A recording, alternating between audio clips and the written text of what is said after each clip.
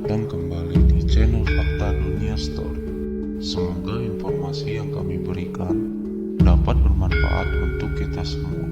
Silahkan simak baik-baik video yang kami berikan, agar kalian bisa menangkap informasi yang kami sajikan.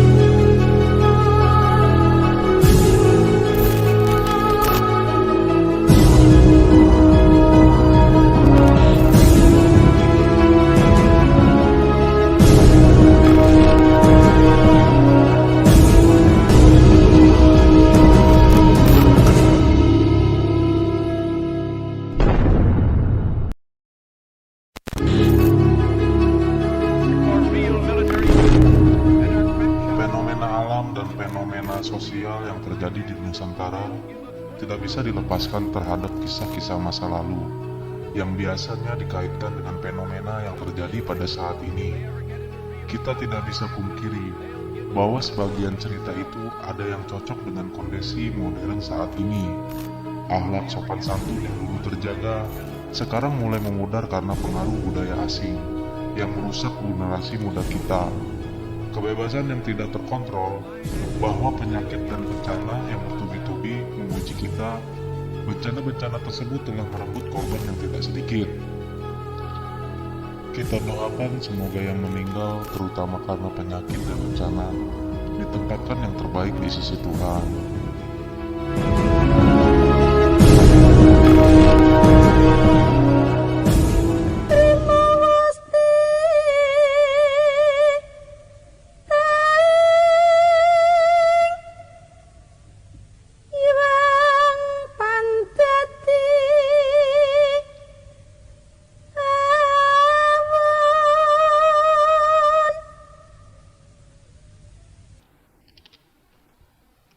Di antara ragam serat Jangka Jayabaya, salah satu versinya bercerita tentang Syekh Subakir dan perannya dalam membangun peradaban bangsa manusia di Pulau Jawa.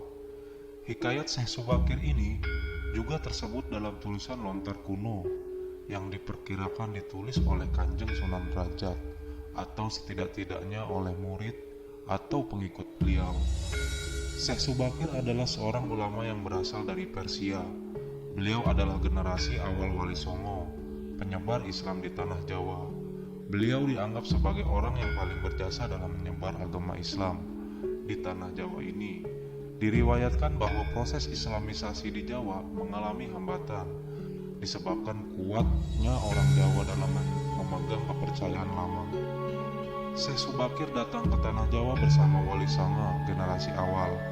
Setelah diperintahkan oleh Sultan Muhammad Al-Fatih di Istanbul, Turki, kesembilan ulama ini mempunyai spesifikasi keahlian masing-masing. Ada yang ahli tata negara, ahli pengobatan, ahli tumbal, dan lain-lain. Wali sembilan ini dibagi menjadi 3 kelompok dan ditempatkan pada 3 tempat, yakni bagian barat, tengah, dan timur tanah Jawa. Konon hambatan penyebaran Islam di Jawa pada masa sebelumnya disebabkan oleh keberadaan bangsa jin yang menempati setiap sudut tanah Jawa.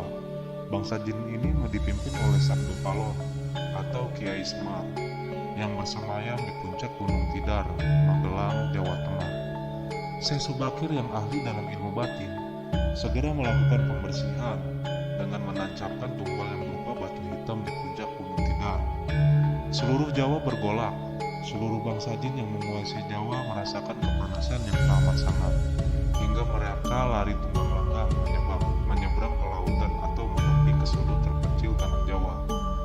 Sebagian jin yang lain ada yang harus mati akibat hawa panas dari tumbal yang dipasang Syekh Subakir. Karena itulah Gunung Tidar dipercayai sebagai pakunya tanah Jawa. Melihat hal itu, Sabdo Palon yang telah 9.000 tahun bersemayam di puncak Gunung Tidar keluar dalam bentuk manusia, berdiri di hadapan Syekh Subakir.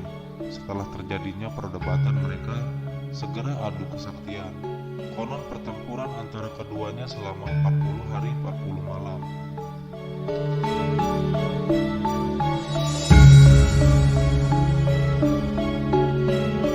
Hingga Sabdo Palon merasa kewalahan dan menawarkan gencatan senjata. Sabdo Palon mensyaratkan beberapa poin dalam upaya penyebaran Islam di Jawa. Syarat-syarat itu pun disetujui oleh Syekh Subakir. Di bawah ini adalah dialog antara Sabdo Palon dengan Syekh Subakir yang terjadi di atas Gunung Tidar. Berikut ini adalah isi dari dialog Syekh Subakir dengan Sabdo Palon. Syekh Subakir pun bertanya, "Kisana, siapakah Kisana ini? Tolong jelaskan." Sabdo Palon pun menjawab, "Aku ini Sabdo Palon, pamomong tanah Jawa sejak zaman dahulu kala. Bahkan sejak zaman kadewataan, akulah pemomong para kesatria leluhur. Dulu aku dikenali sebagai Sang Hyang Ismoyo Jati, lalu dikenali sebagai Ki Lurah Semar Bodronoyo, dan sekarang zaman Majapahit ini, namaku dikenal sebagai Sabdo Palon." Syekh Subakir pun berkata, "Berarti Kisana ini adalah danyang tanah Jawa ini. Perkenalkan Kisana, namaku adalah Syekh Subakir, berasal dari tanah Syam, Persia." Sabdo Palon pun bertanya, "Ada hajat apakah gerangan Jeng Andiko Rauh datang di tanah Jawa ini?" Syekh Subakir pun menjawab, "Saya diutus oleh Sultan Muhammad yang bertahta di negeri Istanbul untuk datang ke tanah Jawa ini. Saya tiadalah datang sendiri. Kami datang dengan beberapa kawan yang sama-sama diutus oleh Baginda Sultan." Sabdo Palon pun berkata, "Ceritakanlah selengkapnya Kisana, supaya aku tahu duduk permasalahannya."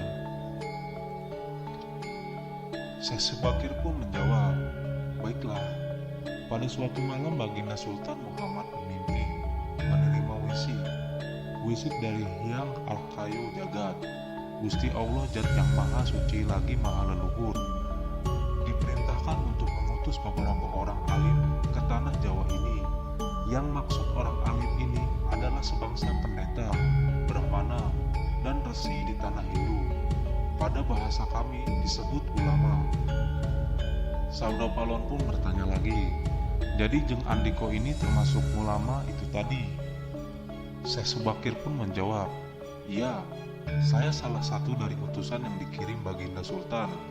Adapun tujuan kami dikirim kemari adalah untuk menyebarkan wewarah suci, amedar agama suci, yaitu Islam." Sabdo Palon pun berkata, "Bukankah Kisana tahu bahwa di tanah Jawa ini sudah ada agama yang berkembang, yaitu Hindu dan Buddha, yang berasal dari tanah Hindu? Buat apa lagi Kisana menambah dengan agama yang baru lagi?" Syekh Subakir pun menjawab, "Biarkan Kaulodasi yang memilih keyakinan sendiri. Bukankah Kisana sendiri sebagai danyangnya tanah Jawa lebih paham bahwa sebelum agama Hindu dan Buddha masuk ke Jawa ini, di sini pun sudah ada kapitayan. Kapitayan atau ajaran asli tanah Jawa yang berupa ajaran Budi." Sabdo Palon pun menjawab, "Ya, rupanya Kisana sudah menyelidiki Kaulo Jowo di sini. Memang di sini sejak zaman sebelum adanya agama Hindu dan Buddha sudah ada kapitayan asli. Kapitayan adalah kepercayaan yang hidup dan berkembang pada anak cucu di Nusantara ini."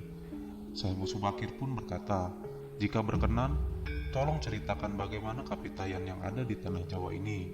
Sabdo Palon pun berkata, "Secara ringkas kepercayaan Jawa begini. Manusia Jawa sejak dari zaman para leluhur dahulu kala memang meyakini adanya Sang Maha Kuasa yang bersifat Tangkeno Kinoyo Ngopo. Tidak bisa digambarkan bagaimana keadaannya. Dialah pencipta segala-galanya, Bawono Agung dan Bawono Alit. jagat besar dan jagat kecil, alam semesta dan alam manusia. Wong Jowo meyakini bahwa Dia yang Maha Kuasa ini dekat, juga dekat dengan manusia. Dia juga diyakini berperilaku sangat welas asih. Dia juga diyakini meliputi segala sesuatu yang ada, karena masyarakat Jawa sangat menghormati alam sekelilingnya. Karena bagi mereka, semua mempunyai sukma. Sukma ini adalah sebagai wakil dari Yang Maha Kuasa itu. Jika masyarakat Jawa melakukan pemujaan kepada Sang Pencipta, mereka lambangkan dengan tempat yang suwung. Suwung itu kosong, namun sejatinya bukan kosong, namun berisi Sang Maha Ada. Karena itu tempat pemujaan orang Jawa disebut sangkar pemujaan. Di salah satu bagiannya dibuatlah sentong kosong untuk arah pemujaan, karena diyakini bahwa di mana ada tempat suwung, di situ ada Yang Maha Berkuasa. Syekh Subakir pun kemudian berkata, "Nah, itulah juga yang menjadi ajaran agama yang kami bawa, untuk memberi ageman yang menegaskan itu semua, bahwa sejatinya di balik semua yang mau wujud, ini ada Sang Wujud Tunggal yang menjadi pencipta, pengatur, dan pengayom alam semesta. Wujud Tunggal ini dalam bahasa Arab disebut Al-Ahad. Dia maha dekat kepada manusia, bahkan lebih dekat Dia daripada urat leher manusianya sendiri. Ajaran agama kami menekankan budi pekerti yang agung, yaitu menebarkan welas asih kepada alam gumubiar, kepada sesama titah atau makhluk. Lihatlah Sang Danyang, betapa sudah rusaknya tatanan masyarakat Majapahit sekarang. Bekas-bekas perang saudara masih membara, rakyat kelaparan, perampokan dan penindasan ada di mana-mana. Ini harus diperbaharui budi pekertinya." Sabdo Palon kemudian berkata, "Aku juga sedih sebenarnya memikirkan rakyatku. Tatanan sudah berubah. Para pejabat negara sudah lupa akan dharmanya. Mereka saling sikut untuk memperebutkan jabatan dan kemewahan duniawi. Para pendeta juga sudah tak mampu berbuat banyak. Orang kecil salang tunjang, mencari pegangan. Zaman benar-benar zaman edan." Syekh Subakir pun berkata, "Karena itulah mungkin Sang Maha Jawata Agung menyuruh Sultan Muhammad Turki untuk mengutus kami ke sini. Jadi, wahai Sang Danyang Tanah Jawa, izinkanlah kami menebarkan wewarah suci ini di wewengkon kekuasaanmu ini." Sabdo Palon pun kemudian menjawab, "Baiklah jika begitu, tapi dengan syarat-syarat yang harus kalian patuhi." Syekh Subakir pun bertanya kembali, "Apa syarat itu wahai Sang Danyang Tanah Jawa?" Sabdo Palon pun menjawab, "Pertama, jangan ada pemaksaan agama, dharma, atau kepercayaan. Kedua, jika hendak membuat bangunan tempat pemujaan atau tempat ibadah, buatlah yang wangi, luarnya nampak corak Hindu Jawa, walau isi dalamnya Islam. Ketiga, jika mendirikan kerajaan Islam, maka ratu yang pertama harus dari anak campuran.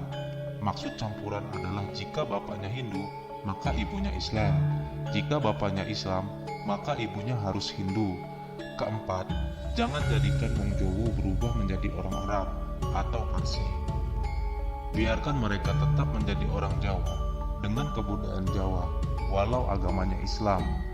Karena agama setahu saya adalah dharma, yaitu lelaku hidup atau budi pekerti. Hati-hati jika sampai orang Jawa hilang Jawanya, hilang kepribadiannya, hilang budi pekertinya yang adiluhung, maka aku akan datang lagi.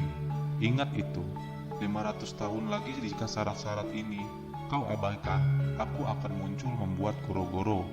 Syekh Subakir pun berkata, "Baiklah, syarat pertama sampai keempat aku setujui. Namun khusus syarat keempat, betapapun aku dengan kawan-kawan akan tetap menghormati dan melestarikan budaya Jawa yang adiluhung ini. Namun jika suatu saat kelak, karena perkembangan zaman dan ada perubahan, maka tentu itu bukan dalam kuasaku lagi. Biarlah Gusti Kang Akaryo Jagat yang menentukannya." Itulah dialog yang terjadi antara Syekh Subakir dan Sabdo Palon. Kisah yang kami sajikan dalam video ini Jangan kita telan mentah-mentah, akan tetapi ada hikmat dan pesan yang dapat kita ambil dari dialog tersebut, bahwa penyebaran agama Islam tidak pernah dilakukan dengan paksaan di tanah Jawa, serta tidak membuang adat dan kebudayaan yang telah ada dan dijalankan oleh masyarakat Jawa, asal tidak bertentangan dengan agama. Mungkin karena dialog ini para ulama menyebarkan agama Islam dengan kearifan lokal, sehingga agama Islam dapat diterima oleh masyarakat Jawa.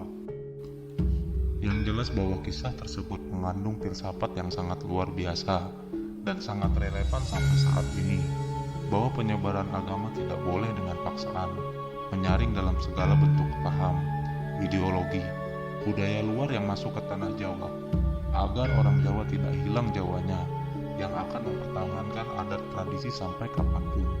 Semoga kisah ini bisa bermanfaat untuk kita semua.